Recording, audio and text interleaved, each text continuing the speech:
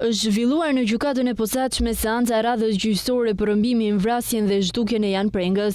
Në këtë seancë u diskutua për transkriptimet e Sky ECC që SPA ka administruar në kuadër të këtij gjykimi. Gjatë këtij procesi gjyqësor, avokatët e të pandehurve kanë kërkuar të dinë nëse do të paraqiten komunikime të tjera nga ana e prokurisë së posaçme.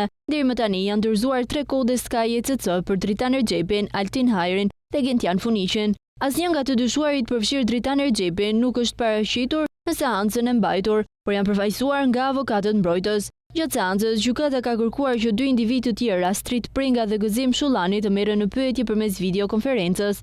Ndër të tjera, një shkresë ka ardhur nga autoritetet britanike ku është theksuar marrja e detajeve lidhur me përfshirjen e Astrid Prengës dhe Gëzim Shullanit në dosjen hetimore. Gjithashtu mësohet se është kërkuar që të dhënat më të dobel. Gjithashtu mësohet se janë kërkuar të dhëna më të sakta që ofrohen lidhur me adresat e plotë të tyre, duke shmangur shënimin e thjeshtë të vendosjes si Londër, Angli.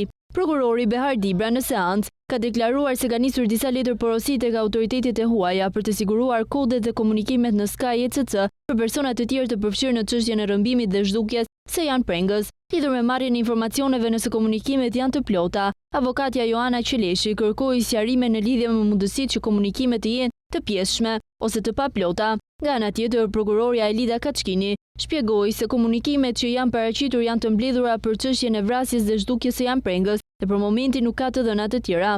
Ajo vuri në dukje se këto janë komunikime elektronike që lidhen drejt për drejt me këtë çështje. Gjykata i dha afat rreth 2 javë prokurorëve Behar Dibra dhe Elida Kaçkini të rregullojnë letër porosinësi dhe mbrojtësve ligjor për të përgatitur lidhje me pretendimet e tyre. Seanca e radhës do të zhvillohet më datën 20 qershor në orën 10.